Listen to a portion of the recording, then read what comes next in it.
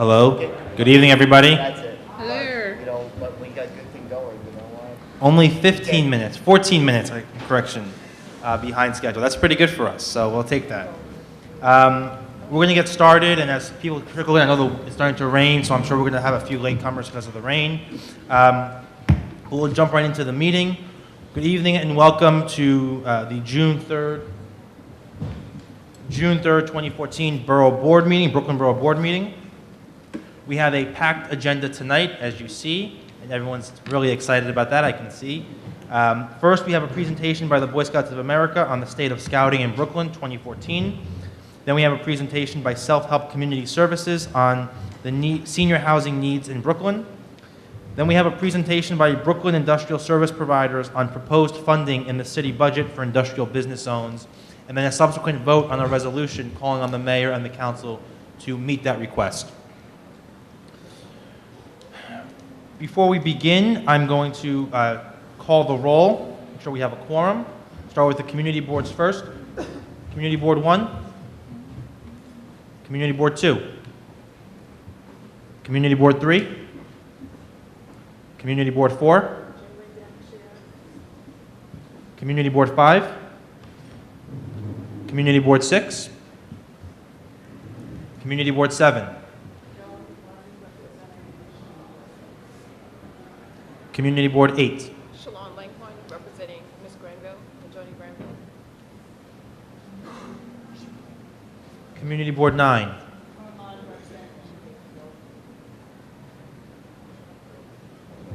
Community Board 10. Community Board 11. Community Board 12.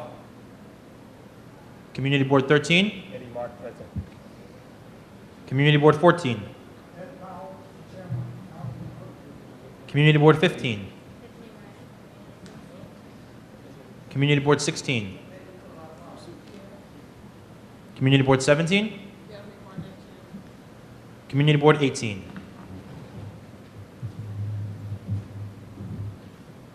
Move to the council members. Councilmember Levin. Representing. Councilmember Reynoso. Councilmember Cumbo.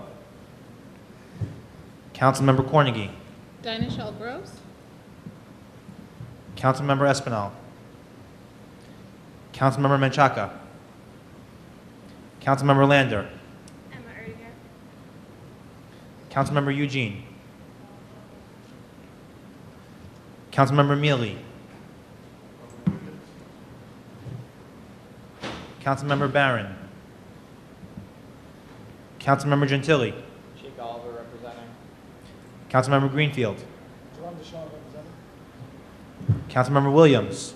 Nick Smith representing. Councilmember Mizell. Councilmember Traeger. Councilmember Deutsch. Councilmember Mateo. And the Borough President is here. We've had a few additional people join us.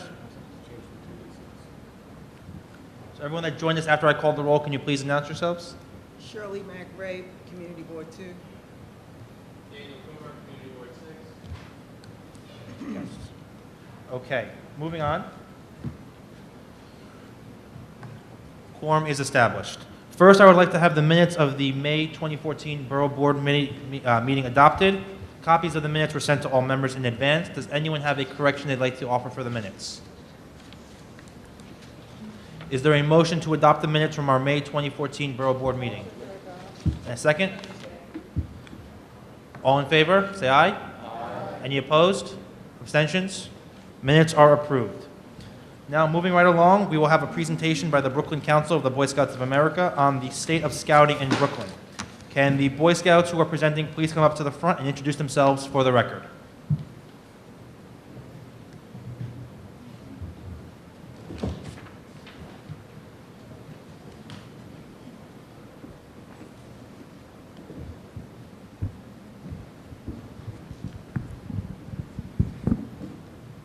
Thank you. On behalf of the Boy Scouts of America, we want to thank each of you for letting us come out tonight to talk a little bit about some of the updates to our programs and the impact that Scouting makes in the lives of kids right here in Brooklyn. At our highest level, and a common thread that runs throughout our organization, is a dedication to instilling leadership skills in our youth here in Brooklyn. Be they boys, be they girls, from 6 years old to 21 years old, our mission is to develop young people into tomorrow's leaders. So we have a few people here today that are going to give you just a little bit of an insight into the impact we make. First off, I'll introduce Alex Lola. Alex is an Eagle Scout from a troop in Cobble Hill, and he had a fantastic project that he completed for his Eagle Scout project. Next up, we have Elijah Muhammad from Explorer Post 2084. And Elijah is one of our NYPD explorers. He'll tell you a little bit about that program that we offer as well. So, Alex, why don't you take it away? Hi, thank you all for having me here tonight. I do appreciate it. I guess just for a minute or two, I'll talk about how Scouting has been so amazing for me for the past 10 years, and really summed up this past fall when I got to do my Eagle Scout project, where I built a greenhouse along the banks of the Gowanus Canal. And it was the most rewarding thing I've ever done. And to see the community come together and help me with this, and to watch everyone come and put so much effort and so much care into their community, it was truly an amazing thing.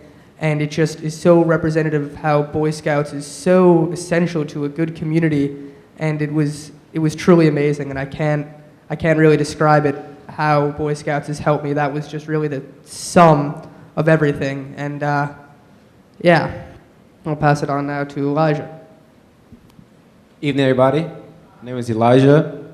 I've been an explorer for the past 5 years. I'm 19 now. Well, birthday on Friday, so I'll be turning 19.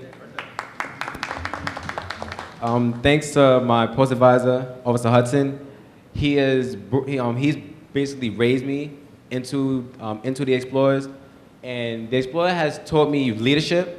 It's taught me service before self. And with that said, we do community service, like great events like this. We work in parades. We assist in parades. In addition to working with the NYPD, and they work with us. They train us in various scenarios. So if we wanted to get into the NYPD, we'll have an insight on the difficulty of the job, the responsibilities of the job, and the do's and don'ts of the job. My rank is a sergeant, so my job is to train my fellow explorers. And as of now, in the middle of June, it's getting hectic because we will be going to Louisiana for a competition. I'm sorry, not in Louisiana, Indiana, for the nationals competition, my first, his first.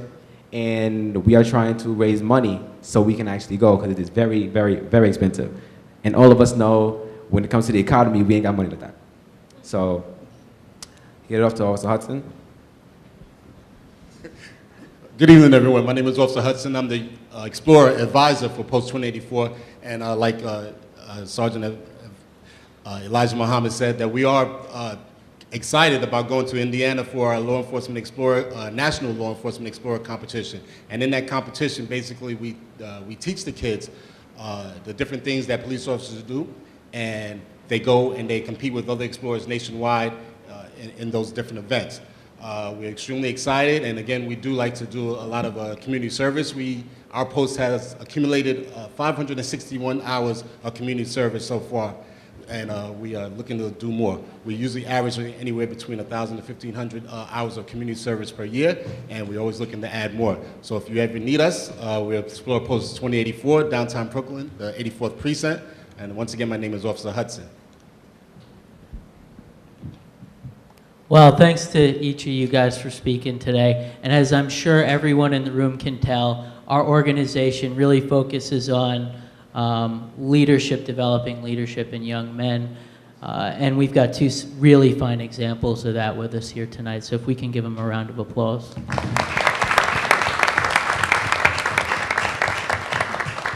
Thank you so much. Have a great night.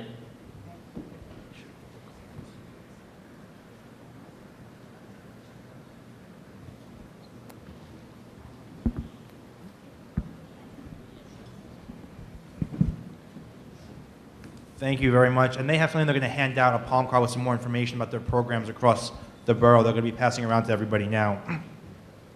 Any questions on that presentation from board members, members of the public? Okay, moving on. Now we're going to move on to a presentation by Self-Help Community Services on senior housing needs in Brooklyn. Can the representatives from Self-Help Community Services please come to the front and announce themselves for the record? Thank you.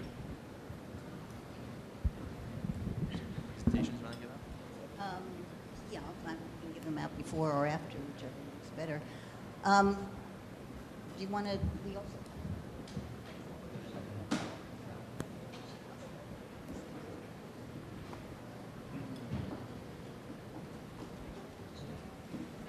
Hi, well, we're putting our PowerPoint up.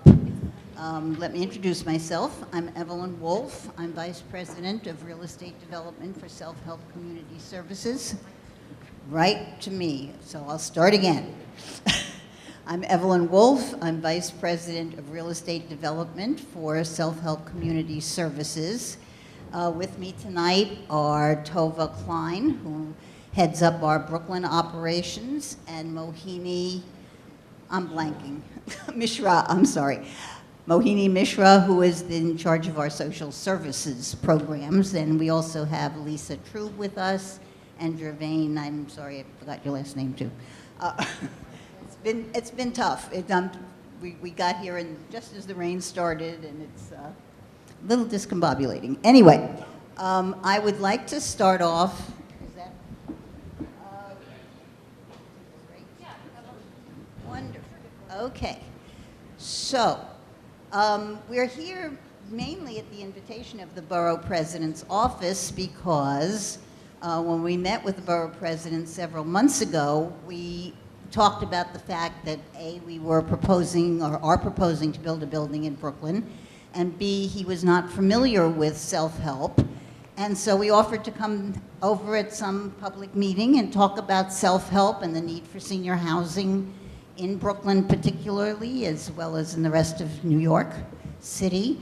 And that's why we're here. So thank you very much for inviting us. I wanted to start off with just a couple of statistics. What am I clicking here? There I go. Okay. I don't know if any of you can read this, actually. But we do have handouts of these slides, so if you need one, though.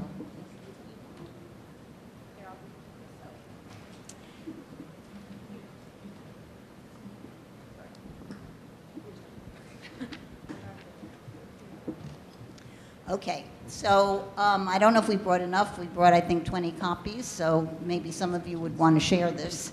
But the first slide that is up there talks about New York City's aging population, and I don't think it's a surprise to anybody that we are about to enter the baby boom burst of seniors. There's been a lot written about it in the New York Times, in the Wall Street Journal. There are lots of statistics out there as to how many new seniors we're going to end up housing in New York. And there are a lot of statistics out there about seniors and their ability, A, to pay for reasonable rent, and B, their ability to find places to live. Just quickly, 90,000 seniors already pay more than 50% of their income for rent, and that's a lot. If you're paying more than 50% of your income for rent, you're having trouble buying food and the other necessities of life. 359 live alone, which makes it more difficult, makes them lonelier, makes it difficult to socialize as you get older. We have over 2,000 seniors living in shelters, which is kind of a not great statistic to have for the city. And we are projecting, or are actually projected, that that there are 10 people on the waiting list for every Section 202 unit that is available.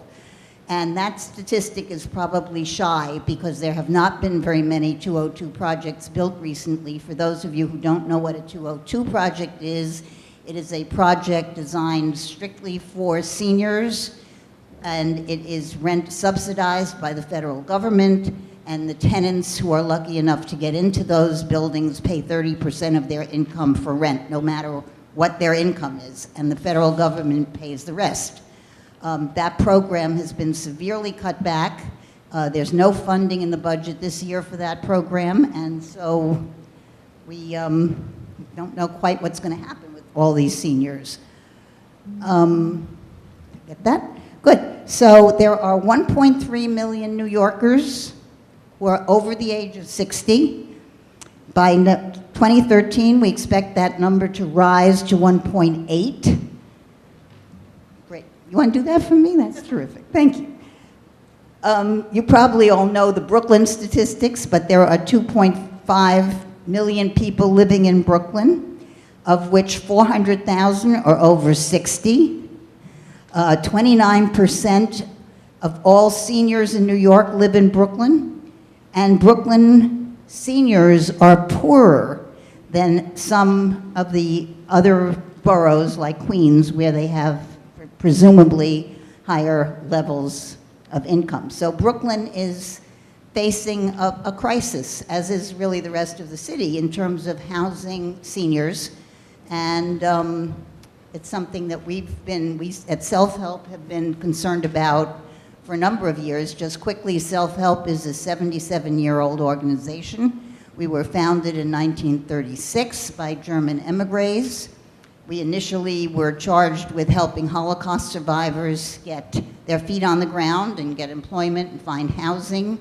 And from that volunteer basis, we have grown into one of the largest social service agencies in the city, with over 20,000 clients. And I am going to let Tova introduce you to some of the services that, that we have. Okay, if you take a look at your next slide, we're basically talking about the kinds of services that we do provide throughout the city. We provide home care. Our primary mission, which is really the core of everything that we do, is to allow people to live independently with dignity in their homes, which is a really core service. It's a core mission and a core vision of everything that we do. We have a variety of services. Change one more slide. One more? Okay, stop right there.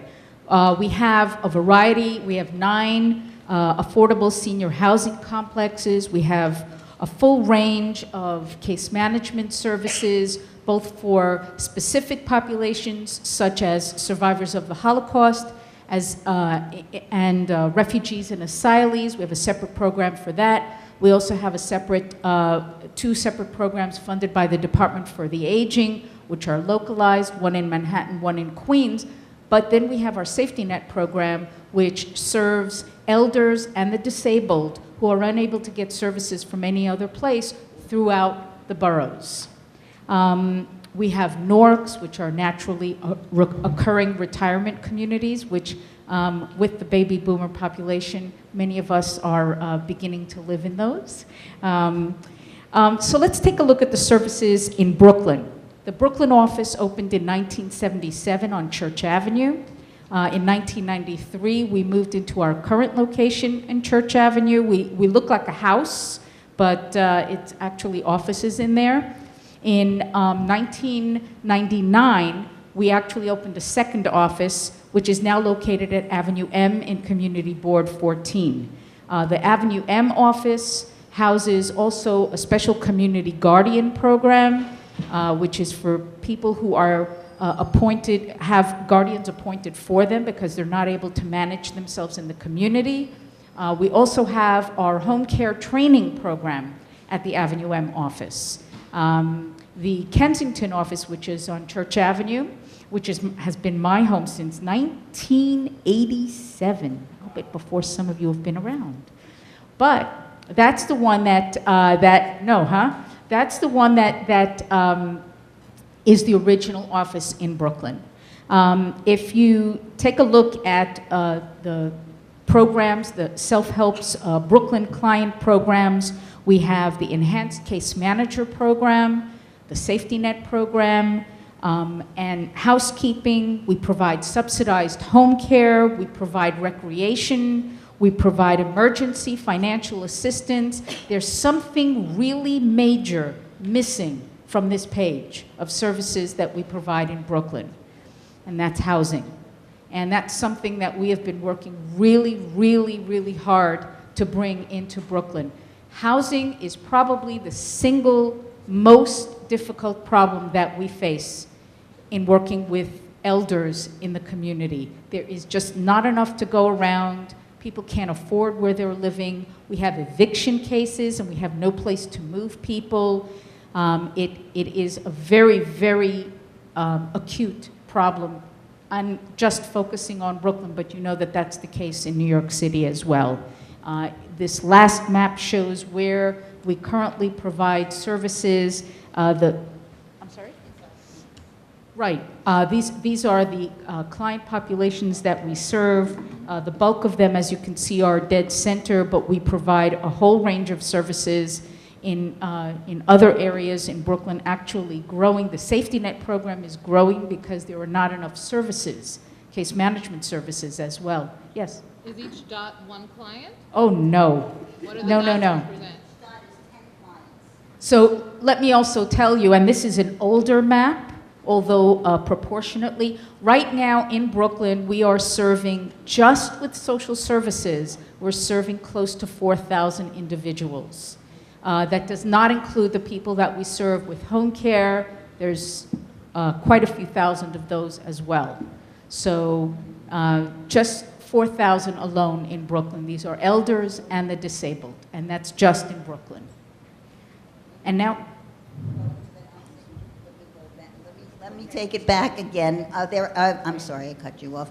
There is a sheet in the handout on Brooklyn training programs, and those of you who are interested in that, I would refer you to the page. We're trying to keep it a little short because we were told we really only had a few minutes to make this presentation, so I'm sorry that I cut you off. Let me get back to the housing that we have. As Tova mentioned, we now have 9 housing projects. They are developments. They are all seniors. They are at the moment in Queens, and we have a couple in Nassau County. We do not just build housing. We build housing, and then we try to make sure that the people that are housed in our buildings receive the services or are made aware of services that are available to them, number one. Number two, we try to make sure that they stay as healthy as possible. And in that regard, we have been a pioneer in terms of bringing technology into our buildings. We have a number of different technology devices, which we will get to in a little while. We have recreational programs for our tenants. We have social workers in every one of our buildings to help residents if they have problems, if they need advice on how to get citizenship, or we also have a lot of classes. We teach computer skills to people in our buildings, so we don't just put up housing. We are really try to be as full service as we can be within the confines of the funding and the philanthropy that we are able to bring to each one of our projects. Mohini is responsible for our social services, and I'm going to let her tell you in a little more detail about that, and then I'm going to come back to our technology and see if you all have any questions. Thank you, Evelyn. So basically, when Evelyn and her team builds the building, we provide the social services. We bring in the life into the building so that residents come to on-site social service team on an if and need basis. So we are, in most cases, the family and, people who are trusted by them for their needs. It could be simple as, issues with a fellow tenant, or it could be, you know, their food stamp cards not working, or connecting them to the local community for different resources. We have a very diverse clientele living in our buildings. So we have language line, which helps us communicate with the residents because they're from all walks of life and speak different languages. We have culturally competent staff who kind of connects with them on a one-on-one basis. We do a lot of recreational health and wellness kind of programming into the building. We have a very active tenant council, which works very closely with the social service team, so we kind of understand what the need of the building is. There are 7 independent buildings. Each building has a different flavor to it, so we bring in different programming depending on the needs. We believe that, you know, if they are healthy, they live longer, they live independently as long as possible. We connect them to different health and wellness kind of programs. We provide them with peer support, so we encourage them to take care of their own health, so they're not totally dependent on us. But if we see Mrs. Jones or Mrs. Lee or Mrs. Park, their health deteriorating, we connect them to the resources. We talk with their family members. Oftentimes there are caregivers who are long distance, so we get a call that I've been trying to get in touch with my mom, and you know, most of the times the mom doesn't want to talk to the daughter. That's different, but we knock on the door, we try to, you know, find out what's going on. So we do a lot of different programming and assistance depending on their needs. If you turn to the last page of the handout, you will see a technology umbrella. And I just would like to spend a little bit of time on that because this is what we consider to be the keystone of our buildings. As some of you know, we are planning to build a residence here in Brooklyn, and that residence will be technologically savvy and will be as current as we can possibly make it and have the variety of technological assistance in it that we currently provide in some of our buildings, our newer buildings in Queens. So we have something called a telehealth kiosk, which allows residents to come downstairs, stand in front of a machine, have their weight taken, have their blood pressure taken, communicate with their nurse or their doctor. They therefore do not have to go out of the building on a regular basis for regular physical exams. The little machine talks 6 different languages, so it's a very impressive thing. We found our residents really like it. Most of them have signed up to use it. We also have a Skype booth in our building so that our residents can communicate with their families who may not be living here, or else they might communicate with their friends. One of the things which is not on this sheet is something that we call a virtual senior center.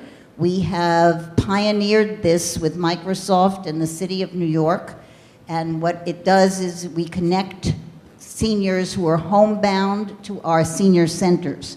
So they can participate in conversations, they can participate in discussions, they can participate in tours of museums. We have had a number of lectures that they can participate in. And the best thing for them is that they can then communicate amongst themselves. So they may be homebound, but they're no longer isolated. The Virtual Senior Center is really taking off as a terrific vehicle for keeping people socialized, in touch, and psychologically healthy. We also do a bunch of different monitoring programs within the units to the extent that people want them. We can also refer people for healthcare services, for homemakers. Again, we provide that, but that's outside of the rent the people pay. But if they need help paying for it, we will try to find the source for them to pay for it. So I guess in conclusion, I would like to again thank you for having us here. I'm more than happy, or we're more than happy to answer any questions that you may have. And that's it. Thank you very much. Are there any questions from members of the Borough Board? Speaking to the mic, can you post back the microphone down so we can? Hi, Gail Reed from Community Board 17. I just have one question. A person who develops Alzheimer's, how do you support them to the point where they will not be able to stay in the apartment? We connect them to local resources. Many of them go to a social adult daycare. Self-help has one. Or we can refer them to other adult daycares. The concept is for them to live independently with supportive services. So it's not like if somebody has dementia, we ask them to leave. Okay. We make sure that, sometimes the clients are resistant, so we work with the family members. Or we work as a team to make sure that they are safe in the apartments. Okay, thank you. Just add that less than 2% of the population of our buildings, and we have about 1,300 residents, less than 2% leave to go to a nursing home or to an assisted living facility. So they are able, with our assistance and our support, to stay where they are, which is where they want to be. Yes? Hi, my name is Julie Dent from Community Board Number 4, and you indicated that you will be building a senior center in Brooklyn. Can you tell me where the location will be? Sure. It's not a senior center, it's a senior residence. It's a senior residence. And it is located at 333 Lenox Road. It is very close to the hospitals in the area, which is one of the reasons that we thought the site would be extremely viable for seniors. And it will house approximately 57, it will have about 57 units, so it will house about 70 to 80 people. But it's a senior residence. It's Correct. for seniors. Correct. Thank you.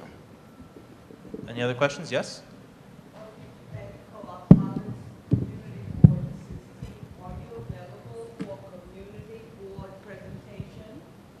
Yes, we are. We've presented to Community Board 17. We presented to the Block Association, and I'm not sure that we'd have as many of us come out again for another presentation, but we're definitely available, and I'll give you my card before we leave. Thank you very much. Other questions? No other questions? Okay, well, thank you very much.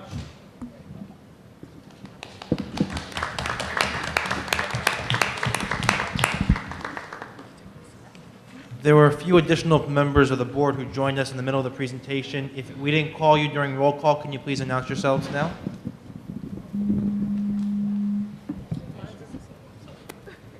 Hi, I'm Ava Farkas from Councilmember Antonio Reynoso's office. There's one. Tremaine Wright, Community Board 3. Kate Wellington from Councilmember Menchaca's office. And that's it? Okay, that's it. Great. Now we're going to be moving on to a presentation by industrial business service providers on industrial business zones in Brooklyn and proposed funding in the city budget for industrial business zones, as well as a reinstatement of the Mayor's Office of Industrial and Manufacturing Businesses. Can the representatives from our industrial business service providers please come up to the front and announce their names for the record? Thank you. I'm Leah Archibald. I'm the executive director of Avidco, and we're the local development corporation that works with businesses in industrial North Brooklyn. Hi, my name is Jean Tandler. I'm the director of industrial business development at Bach Network, and we serve industrial manufacturing businesses in eastern Brooklyn. Hi everyone, I'm Dave Mead, Southwest Brooklyn Industrial Development Corporation, Executive Director there. I'm going to kick off the presentation. Really thank you guys, thanks for taking the time tonight. Wanted to thank the Borough President for sure, and certainly the Deputy Borough President, Diana Rain, has been a great advocate of the Industrial Business Zone program and manufacturers in general. Our organization, we're based in South Brooklyn, so it's Sunset Park, Red Hook, and Gowanus. We represent close to 2,000 small businesses in those three neighborhoods, and help them with a series of different things, help them, save money through tax incentives and different programming, help them with, different issues with DOT and permits and fines, and certainly help them look for qualified local employees. And I think what we want to try to accomplish today is give you guys a sense of the importance citywide of the Industrial Business Zone program, the importance of small businesses, manufacturing, and good jobs, the good jobs that we represent. So I'll kick it off here just to give a very, very brief history of the Industrial Business Zone program. It was actually called something else, and it started in the early 80s. It was called the In-Place Industrial Park. Southwest Brooklyn was an administrator of that back in the early 80s, again, organization being around for over 35 years. In 2005, then Deputy Mayor Dr. Roth came on board, and they developed a task force to look at these kind of in-place industrial parks and small business and manufacturing in general in the city, and developed some policy initiatives and different ideas for the future of manufacturing. One thing, which we're hopefully going to talk about a little bit later today, is creating an actual mayor's office for manufacturing, and they did do that, which created a lot of I think a lot of credibility. It created a lot of coordination with other city agencies, made the voice of small business and manufacturing, I think, very powerful at the highest levels of city government. They did officially create the Industrial Business Zone program, which again allows for a lot of land use protections for small businesses. It tries to keep the residential from encroaching in a lot of the industrial zone uses. It also provided a series of tax incentives for companies that were looking to move into to the area or relocate within the area. So not only from a land use perspective, but also a cost savings perspective, it was a great step in the right direction. At present, there's, I believe, 19 industrial business zones in the city, and we're here, part of why we're here tonight is the funding has been a major issue the past couple of years for groups like ours to go out and administer the program.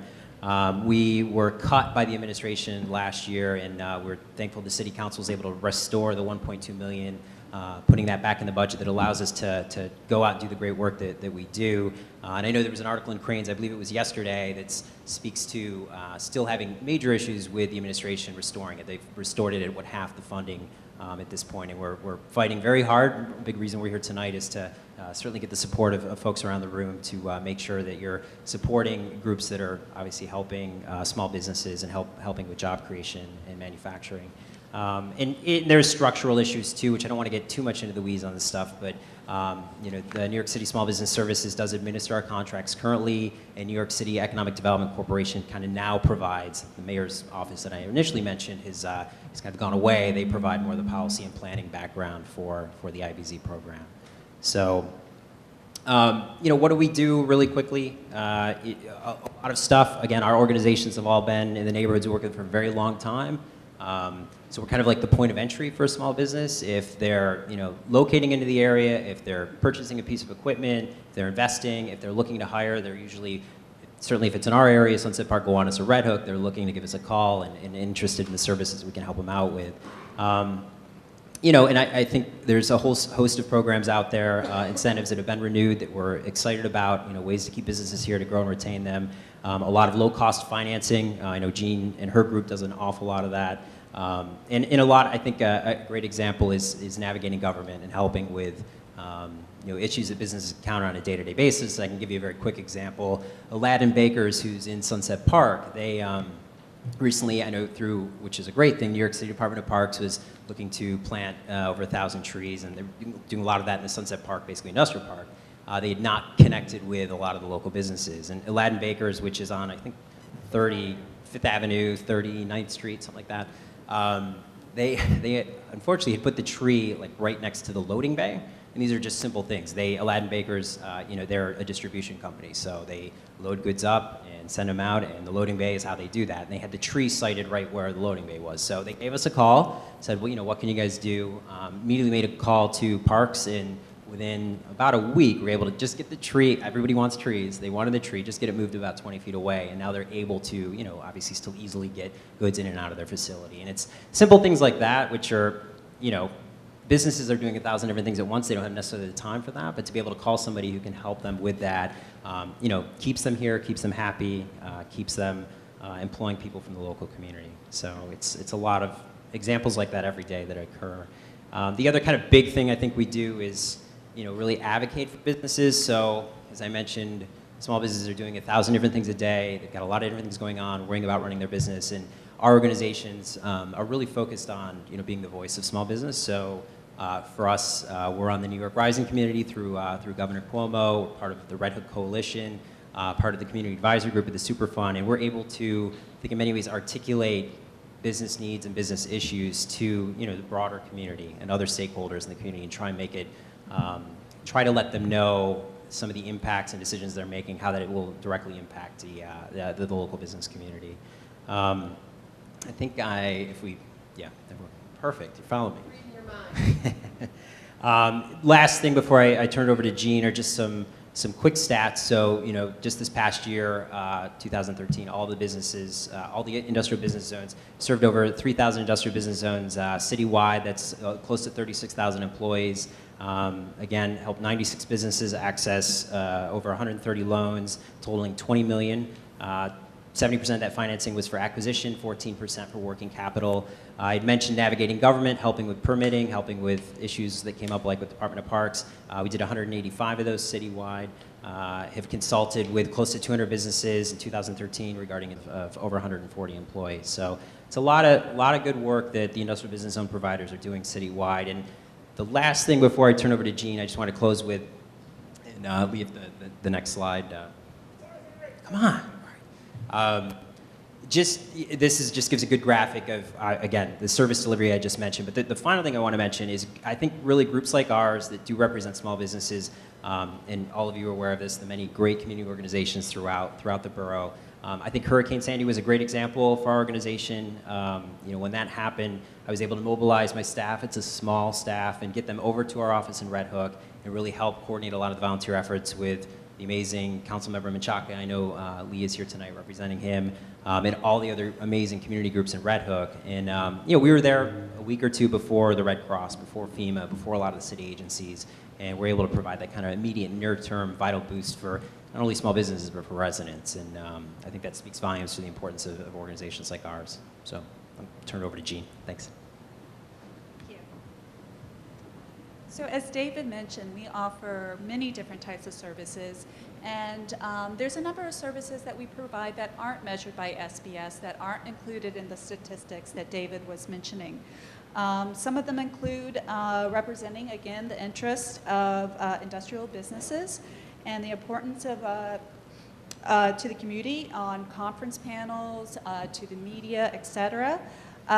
We connect businesses and other entities such as the police department, community boards, the residential community, and various city and state agencies. Often we attend district cabinet meetings. We are part of the community boards. We're very active in our local communities. We also support businesses with advocacy on community-wide issues such as bike lanes. Many industrial businesses as of late have had issues with the implementation of some of the bike lanes, and so we were able to voice their concerns. We also provide services to non-industrial businesses and startup businesses.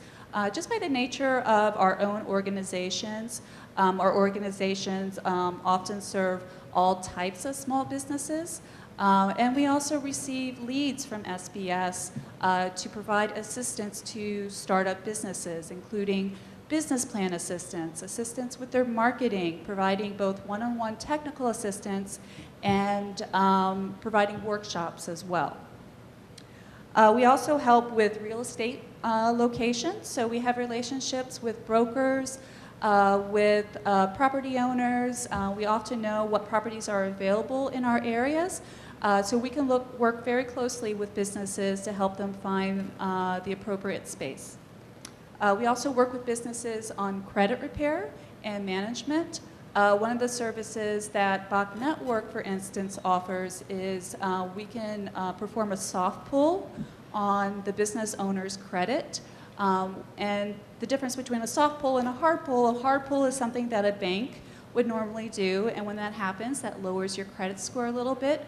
We can do a soft pull, and that does not affect their credit score. So we're better able to counsel them on ways to improve their credit, and also direct them to the appropriate lending sources.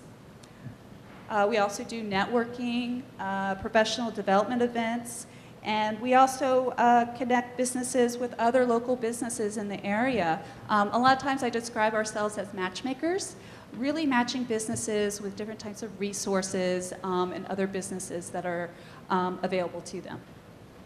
Okay. Now this next slide is a breakdown of really the different types of industrial businesses in New York City. As you can see, the wholesale sector takes up a big chunk of that. Next are the manufacturing and transportation and warehousing sectors, and then we also work with utility businesses as well, which is a very, very small percentage. You know, what I noticed that's not on this chart is we also work with construction business, specifically with MWBE contractors that have contracts with city agencies. We work with them to access financing for mobilization costs. So we're one of the very few lenders. Bach Network, its sister organization, Bach Capital, is one of the few lenders that does work with these types of businesses. Now, why are these jobs important? Well, as you can see from the numbers, the difference in the median earnings, there's a stark difference between what you can find in the accommodation and food service industries versus what you can find in manufacturing, wholesale, transportation, and warehousing. Okay. And as far as the impact that we have on local communities, many of the workers in IBZs have lower educational attainment compared to the city at large. There's also very high percentages of minorities, immigrants, and people who live in the outer boroughs. And then also the poverty level is higher in IBZs than citywide. So the surrounding areas of IBZs have a high need for good, well-paying jobs. Many communities report very high walk-to-work rates. In Community 1, for instance, in North Brooklyn, the walk-to-work rate is 15%, which is double the Brooklyn average. And then overall, there are higher concentrations of industrial employment in and around IBZs than in New York City overall. So these industrial business zones are primarily industrial businesses. They're high concentrations of jobs. Okay. And then so as far as some of the challenges businesses faced, one of them is the high cost of doing business in New York. Which we're very well aware of.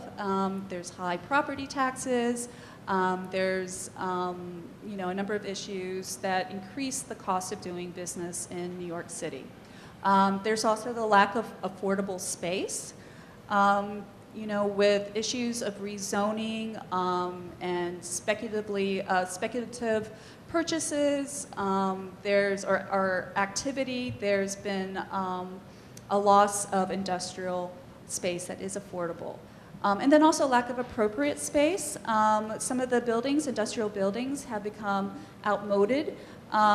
They tend to be larger and might not meet the needs of today's industrial manufacturing companies. A lot of the businesses today are looking for smaller spaces. And then also, you know, being connected to, you know, broadband access. And then also there's the increasing number of non-compatible uses. Again, this drives up the cost of property in the industrial areas. So these uses can be hotels, homeless shelters, residents, amusement facilities, big box retail. All of these uses are allowed as of right in zones that are designated for manufacturing. And again, this creates quite a bit of pressure on these businesses. And you know, if you're a property owner, you would most often, more likely, would like to develop a residential housing or a hotel versus industrial, because certainly you can earn much more money. And then there's also navigating the different incentive programs, which can be very confusing for businesses. So we provide one-on-one technical assistance. Often these incentive programs change. There's incentive programs that kind of go hand in hand with one another. So we're very familiar with the different types of programs that are out there, and we really work to match those programs with the businesses. And then I'm going to turn it over to Leah. Thank you. All right, so, so you figure the city should be doing this, right? But there's a real difference between the services that these nonprofit organizations like ours that are under contract with the city provide than services that are directly offered by the cities, for example, their business one-stops. And the key watchword here is leverage, right? So we are the local portal for all industrial businesses to access city and state programs. They rely on our expertise and our relationships to help their firms grow in the community.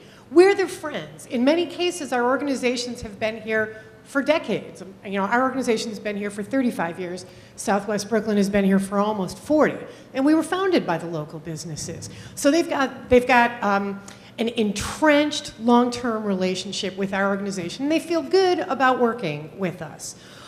We leverage these positive relationships with the businesses to help, promote all sorts of public programs. For example, workforce development programs, and then all sorts of new industrial initiatives that are coming out of EDC. We take our relationships with these businesses and get them to do things like, install green roofs when funding opportunities arise.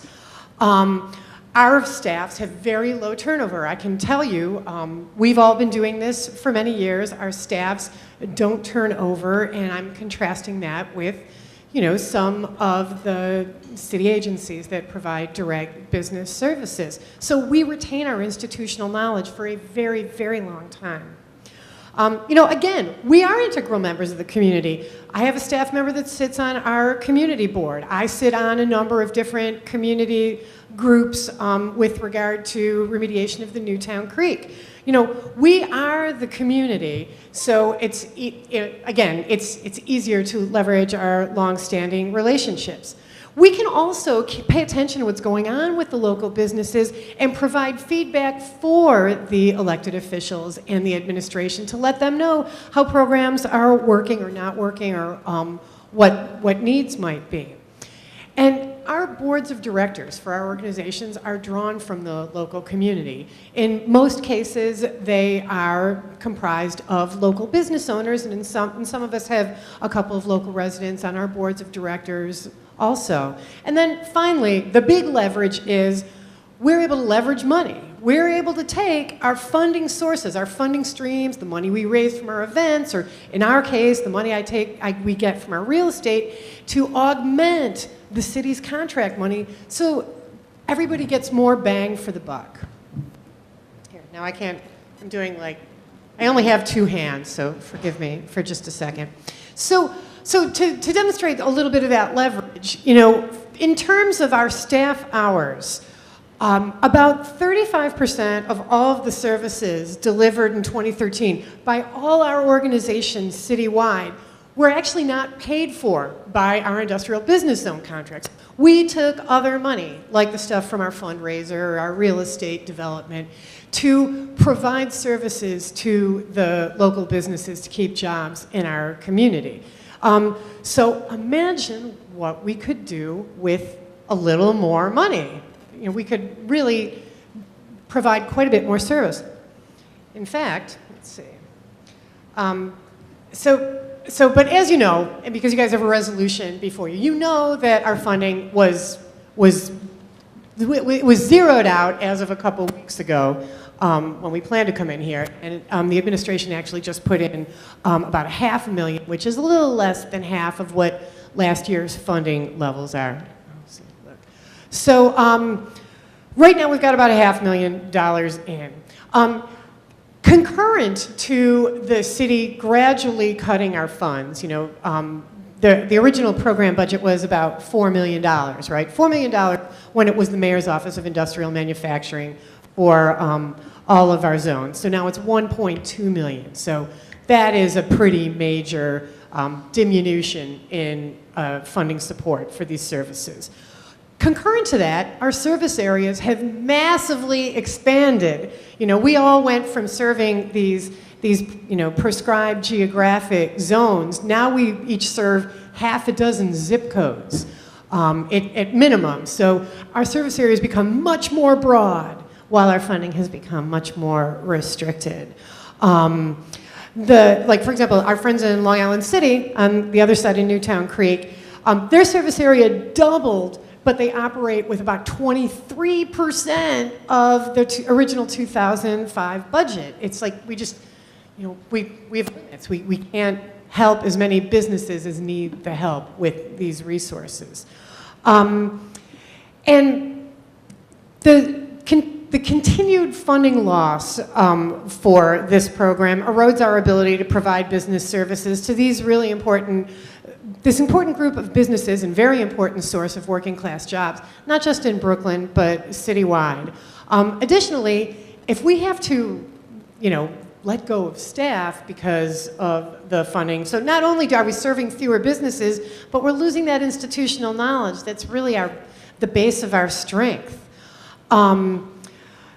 Loss of funding and staffing for us would also mean a loss of an important liaison for you guys, right? So not just the administration, but you guys when you're working with industrial businesses. I know we have a very close relationship with our local community board and provide advice for them on industrial issues, as well as, we provide a conduit for them to get their message out to our local businesses.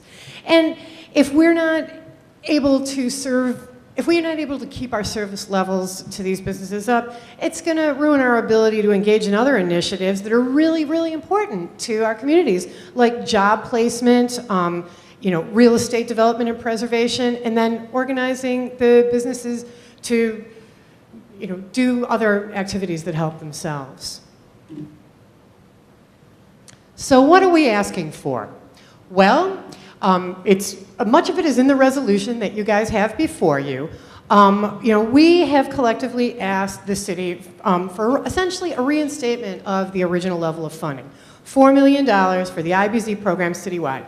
I believe in your resolution it says $4.6 million, and we'd take it if they came up with 4.6.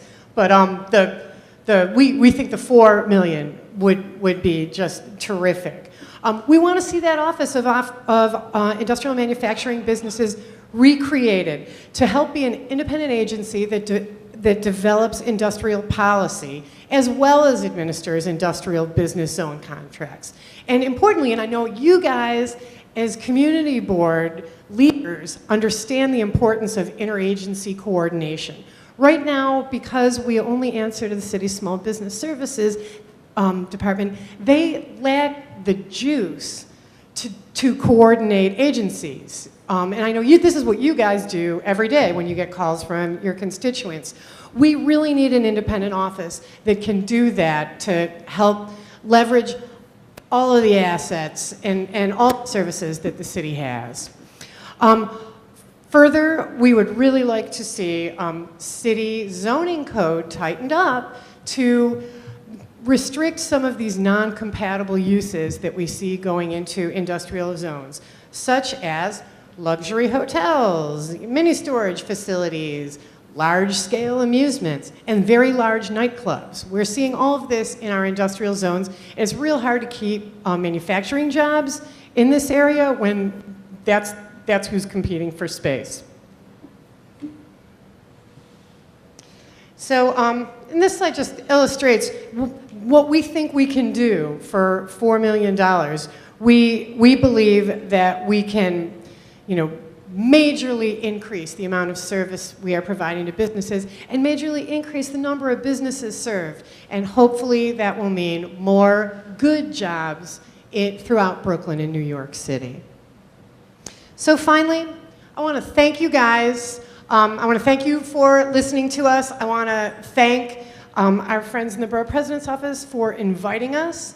Thank the staffs of our city council members who've been super champions for our cause. And let you know we're here to answer any questions you may have. Great, thank you very much. Do we have any questions from members of the Borough Board? Question?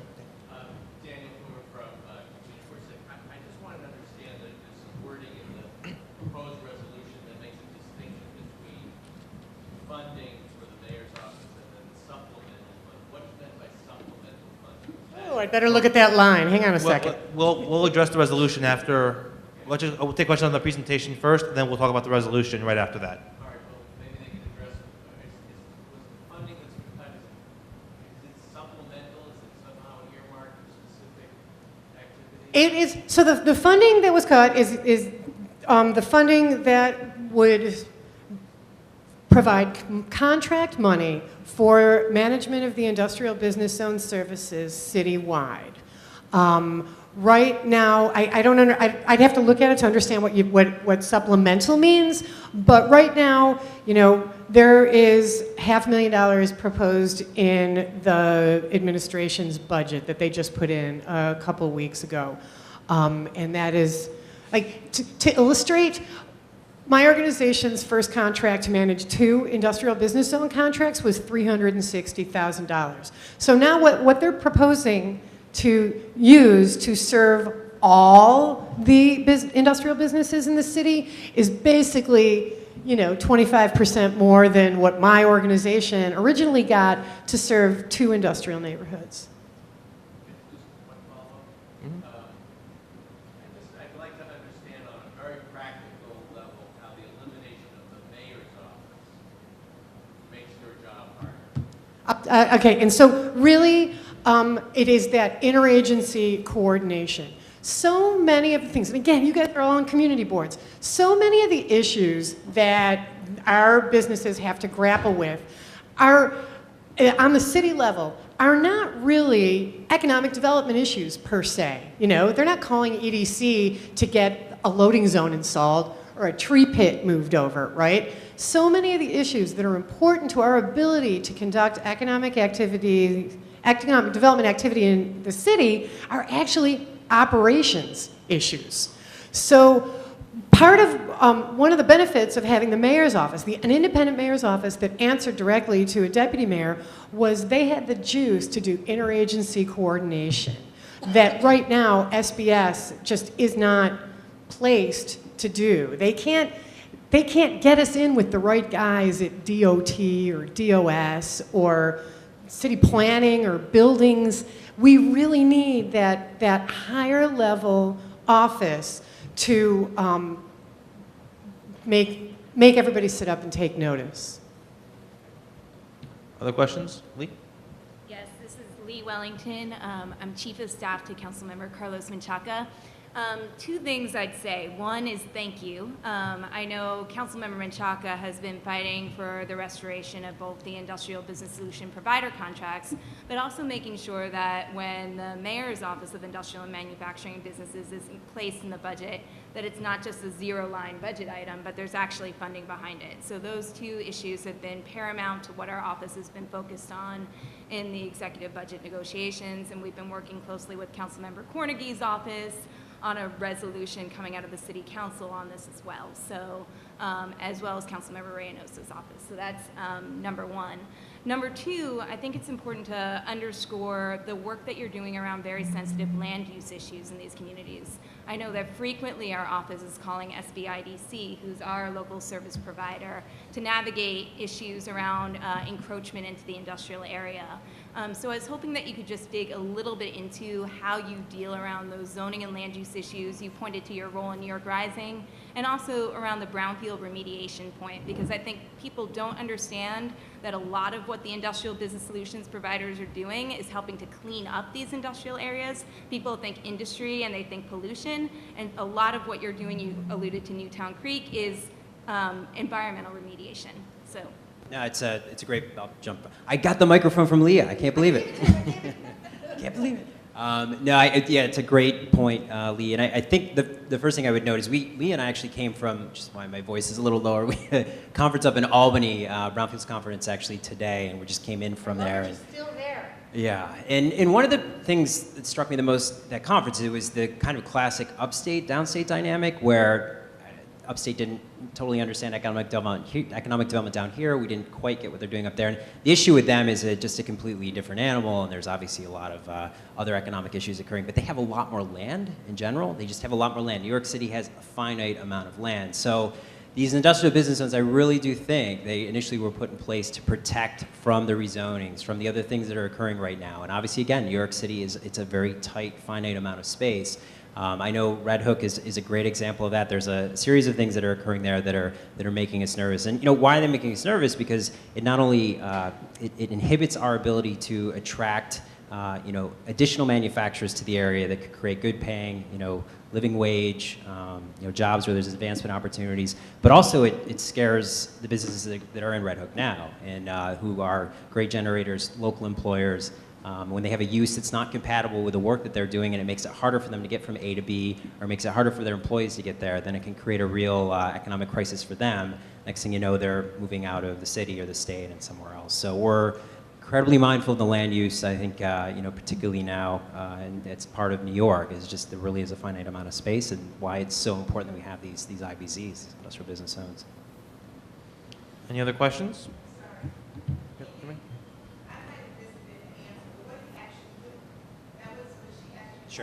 Sure. Exactly. So the first thing is there's a particular. I won't go into the actual detail, but there's a particular situation occurring in Sunset Park right now. So the BSA, organizations like ours can certainly take guidance from a small business or a developer who's doing industrial work. We can step in and obviously write letters of support, kind of address why the issues, why a different type of use is non-conforming with our particular zone, writing to the BSA, obviously working closely with electeds like Councilmember Menchaca, and just really being a voice for that community. And Lee and I had both mentioned prior to being on all these different, whether it be being on the community boards or letting other folks know that this is the impact it'll have on, Mike DiMarino from Linda Tool, who employs 50 people locally, that if this particular facility is located here, then it's going to be more difficult for him to get goods in and out, for employees to get to work, and it could be a direct impact on his ability. And yeah, as Leah mentioned, Superfund is another huge thing going on in the Gowanus, and making sure that we're sitting at the table, and there's a lot of organizations, companies that still do barging there. So making sure that, as things are coming down the pipeline, whether it's liability issues, whether it's, just basic transportation issues, that the voice of small businesses are heard at the community advisor group, at the community board, weighing in whenever we can to make sure that voice is heard. I think and there are countless examples of that. We've done that. Sure. You taking the mic back? Yeah, I'm taking it back. And with regard to Superfund, that's a very long-term project for both our organizations, and Jane's as well. For us along the Newtown Creek, both our organizations have done technical workshops to help the businesses understand what liability issues might be for their business or property for Superfund. We have taken their concerns and brought them to the EPA and to the community advisory groups. So, we're trying to help get the important information out to the businesses, but also get the businesses' information back to the folks like the EPA that, have some decision power. Just for example. Next question. Dinah Shell from Councilmember Cornegie's office. I just wanted to say on behalf of Councilmember Cornegie again, thanks so much. There is a hearing on the topic of refunding the Mayor's Office of Industrial and Manufacturing Businesses coming up on the 19th, and I hope you'll all come and testify, and anyone else who's interested in this topic. Councilmember Cornegie chairs the Small Business Committee in City Council, and he kind of has a mantra that he repeats a lot of, that the city should do no harm with respect to small businesses, meaning it's tough to be a small business in New York City, and we rely on them for job creation. And so, often on topics of policy change, like, the possibility of an increased minimum wage or earned sick time, he comes off as not the most progressive council member because he's thinking of the impact on small business owners. And supporting the funding for the industrial and business services providers is a really great fit for him because it's a way of supporting great living wage jobs and supporting small businesses in these communities scattered across the city and especially Brooklyn. So, I mean, we care a lot about the work that you do, and we're looking forward to pushing this forward in the council. I think more than a dozen council members signed onto a letter of support very similar to this resolution, and we're continuing to fight hard in budget negotiations for full restoration of this funding and the enhancement. We really appreciate it. We really, really appreciate it. Any additional questions? Nope? Okay. Thank you very much. Thanks, you guys. Thanks, everyone. Thank you. All right. Thank you. Now we will move on to vote on a resolution being proposed by the Borough President with respect to industrial business zones. This resolution calls on the mayor and the city council to approve $4.6 million to fund these industrial business service provider contracts, as well as to reinstate the mayor's office of industrial and manufacturing businesses. A draft copy was submitted to all the members in advance of this meeting, and a copy was also provided to you as you entered today. There were a couple of changes that we will discuss, and then we'll take questions on the wording, and then we'll take a vote on the resolution. Firstly, paragraph number 4 was inserted as an addition to the resolution that was proposed earlier, where it lists out the 6 industrial business zones located in Brooklyn to give greater specificity as to why this is so important for our borough. Those 6 include the Brooklyn Navy Yard, East New York Industrial Business Zone, Flatlands Fairfield Industrial Business Zone, Greenpoint Williamsburg IBZ, North Brooklyn IBZ, and the Southwest Brooklyn IBZ. Additionally, on paragraph number 4 that we inserted, there was a mistake. There should be a semicolon and the word "and" after that. I left that out. In paragraph number 6, there's a comma missing, where it says, whereas the proposed executive budget submitted by the mayor eliminates funding for the mayor's office of industrial and manufacturing businesses, comma. And lastly, there's a typo in the last paragraph. Therefore, be it resolved that the Brooklyn Borough Board hereby, not hereby.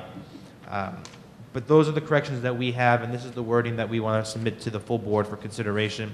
And I think based on the presentation that we heard tonight, and some of the questions and the discussion that ensued afterwards, supporting our industrial and manufacturing businesses is extremely important to the Borough President, to the Deputy Borough President, and it's important for Brooklyn.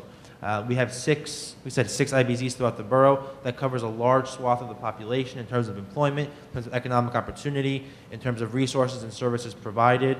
And it's important that when we're talking about economic opportunities for all New Yorkers, that we include all economic opportunities for New Yorkers. And manufacturing and industrial occupations is included in that as well. We see this as very important. We see having the mayor's office created as being extremely important. Like for the reasons that were stated, you need to have a voice at the table. And when the mayor is taking input on policy from all of his advisors, if he's not hearing from a singular voice that can speak on behalf of and to the concerns and needs of manufacturing and industrial businesses, well, then he's not hearing from a large percentage of New Yorkers who are employed or occupied in those industries as well. So those are the reasons why we are putting forward this resolution. That's the reason we are hoping that we all join us in support of that resolution. And I'll open it up for any discussion, questions, comments, etc.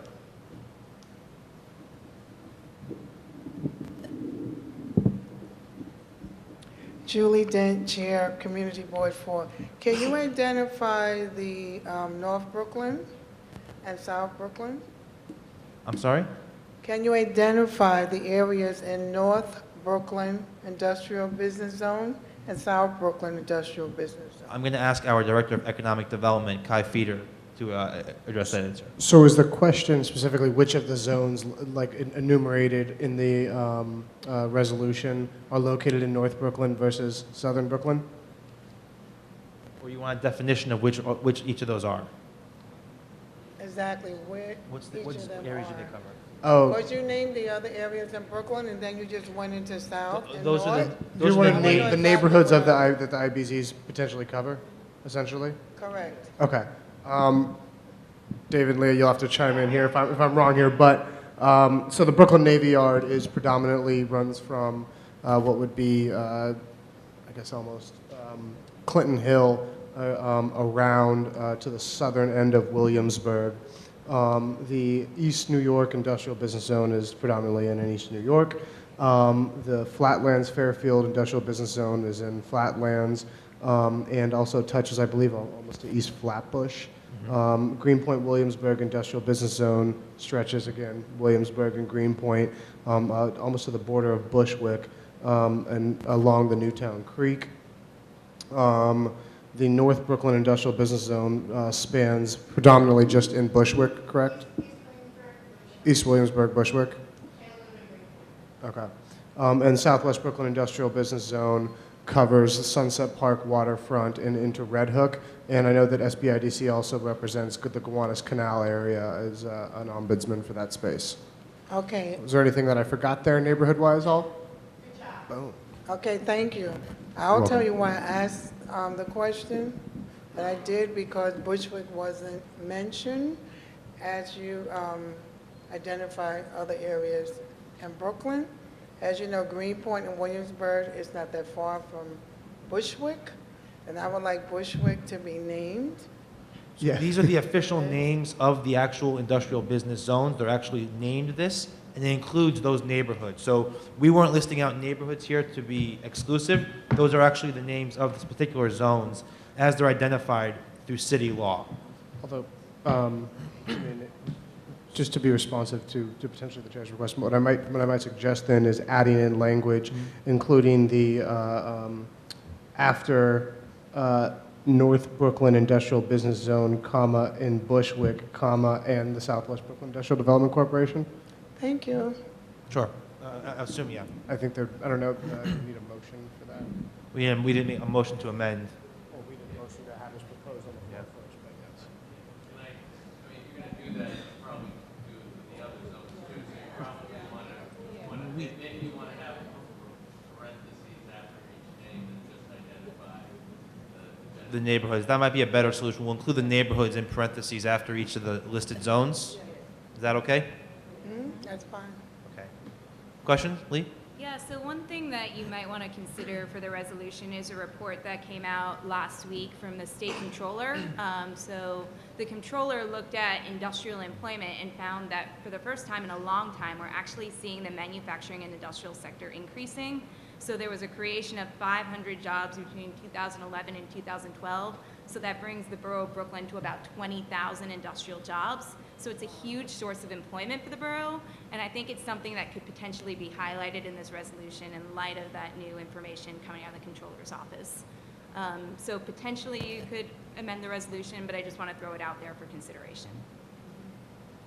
I think that's actually a very good point, and we can. I think where we can include that those statistics is in the 5th paragraph, where we discuss how 152,000 New Yorkers are employed in industrial manufacturing jobs. We can include as well as 20,000 located in the borough of Brooklyn, based on that report. And yeah, and that the sector is growing, that we're seeing signs of actually an upward trajectory in the sector. I think that's the point that gets lost on a lot of people, particularly across the 5 boroughs, where you don't think of industry growing in an urban center like New York. Any other comments? Daniel?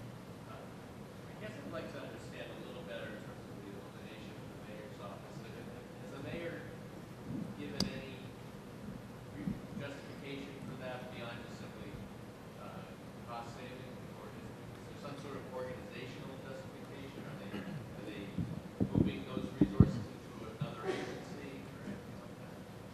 Kai, do you want to? We're in an active conversation with the mayor's office right now about this. They have not provided us directly with that justification, but I believe Lee here, representing Councilmember Menchaca, might have some information to share because the council also is having independent talks with the mayor's office on this issue. Excuse me.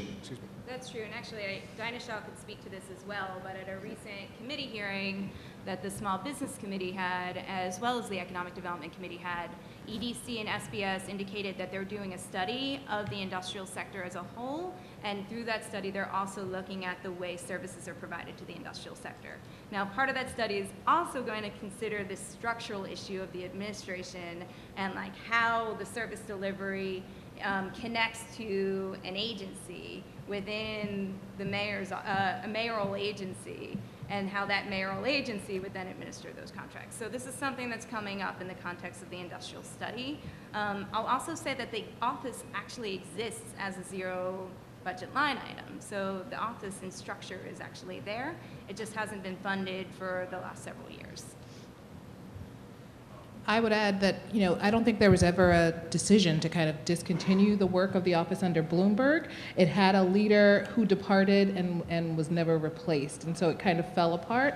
And it's also interesting that Mayor de Blasio, in his campaign discussions of the industrial and manufacturing sector, one of the pledges he made was to reconstitute this office. I guess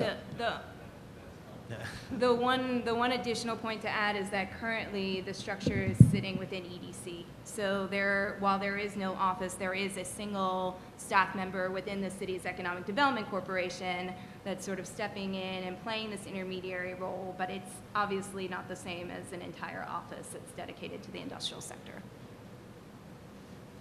Any other comments, questions, suggestions on the proposed resolution? Okay then.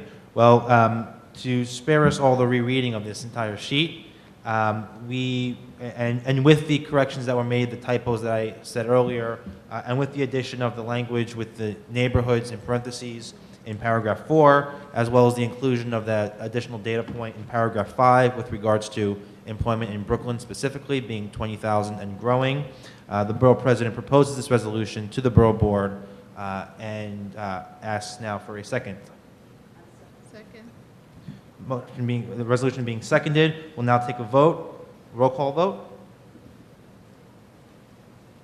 We'll start with our community boards. Community Board 1, Community Board 2, Community Board 3, Community Board 4, I don't know. Yes. Community Board 5, Community Board 6, Community Board 7, Community Board 8, Community Board 9. Yes. Community Board 10. Yes. Community Board 11. Yes. Community Board 12. Community Board 13. Yes. Community Board 14. Yes. Community Board 15. Community Board 16. Yes. Community Board 17. Yes. Community Board 18. Councilmember 11. Yes. Councilmember Reynoso. Yes. Councilmember Cumbo. Councilmember Cornegie? Yes. Councilmember Espinal? Councilmember Menchaca? Yes. Councilmember Lander's office? Councilmember Eugene? Yes. Councilmember Mealy? Yes. Councilmember Barron? Councilmember Gentili? Yes. Councilmember Greenfield? Yes. Councilmember Williams? Yes. Councilmember Mizell? Councilmember Traeger? Councilmember Deutsch? Councilmember Mateo. Borough President votes in the affirmative. It's a unanimous vote. The resolution has been adopted. We will send out an updated copy later this evening with the corrections and the text as amended tonight. Thank you, everybody. We are just about done. Hold on, just about done. Before we conclude the meeting, we have two quick announcements, but I know that we were joined by some additional scouts who couldn't come for the beginning of the meeting, so I'm just going to ask them to stand up and introduce themselves. They missed the presentation. Will you gentlemen come up here and just introduce yourselves and tell us where you're from, what troop you're with?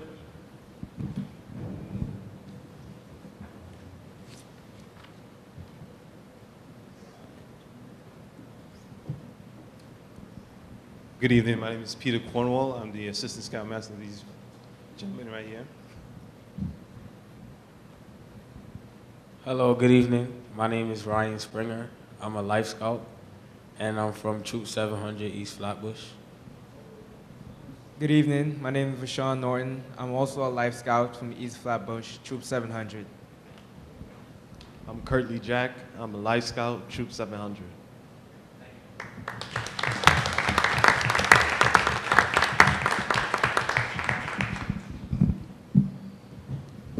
And two quick announcements. First of all, I'm going to be passing around some flyers around the table. We are, for those of you that have not heard yet, August 3rd, I believe, is August 3rd, Anthony? Right, August 3rd? August 3rd, the Borough President is sponsoring an event called International Day of Friendship. For those of you that don't know, Brooklyn is an extremely diverse borough with 2.5 million people. 40% of the population of Brooklyn speaks a language other than English at home. So there's enormous diversity here, and we want to have a day to celebrate that diversity. Here, August 3rd, there'll be a whole day of events out in the plaza and in and around Borough Hall. We're having a planning meeting that's open to the public on Tuesday, June 10th, which is next week from 6 a.m. to 8 p.m. here at Borough Hall up in the courtroom. Please take a flyer, pass it around, share it with your network, share it with your community board, share it with your constituents. This day is about Brooklyn, and we want to open it up and include as many people as we can in these conversations. So I'm going to pass these around. If we don't have enough copies, we will send them out again to you in an email distribution. And lastly, for old business, is there any old business that anyone else wants to address? I have one piece I'm going to bring up. I know at our last meeting we talked about forming a bylaws review committee. A number of people have expressed interest in participating in that project. We have not met yet, but we will be meeting soon, most likely before the July meeting, and we start reviewing the bylaws and considering things we could be amending or changing for the Borough Board. If you are interested in participating in that committee, please come see me after the meeting. And is there any other old business? Is there any new business? Our next meeting will be Tuesday, July 1st. Do I have a motion to adjourn tonight's Borough Board meeting? Do I have a second? Any opposed? Are you sure? Thank you, everyone. Thank you. I think